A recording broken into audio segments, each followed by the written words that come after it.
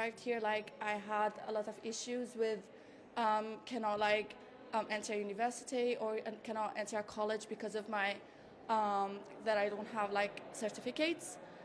Even though I have the English, I can read and write and everything, but every time I had to apply, even for a job, not only like for studying, they would ask for like GCSEs or anything equivalent. It had an impact on my mental health to start with, because at some point I just gave up, and I even stopped doing the classes with this campaign. I was like, you know what? There's no way we can get to a certain point.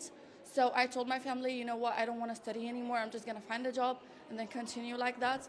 And when I remember that I thought about this like one time in my life, I really feel bad, because I'm not that kind of person. I'm really willing to work.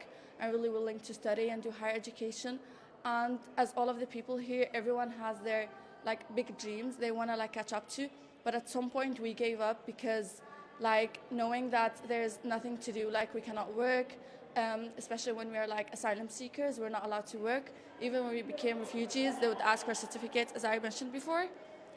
So we would stay at home, and that would make us feel less than the other people at our age who are doing a lot of stuff from the morning to the evening. We call the proposal Stranded Dreams because it's covered the issue of young people in refugee and asylum seeker communities, 16 to 24, which is there is no like a proper education provisions for them. The main barrier actually is the language, the English provision. In this proposal, we propose that the government support and fund a 2 years program for them, including English and other subjects, working with them for 3 years, seeing nothing improved for them all this time, and how it's hard even for the organizations and charity to support them, to provide enough support. So we believe this is very important now, and we need to help them to bring this change.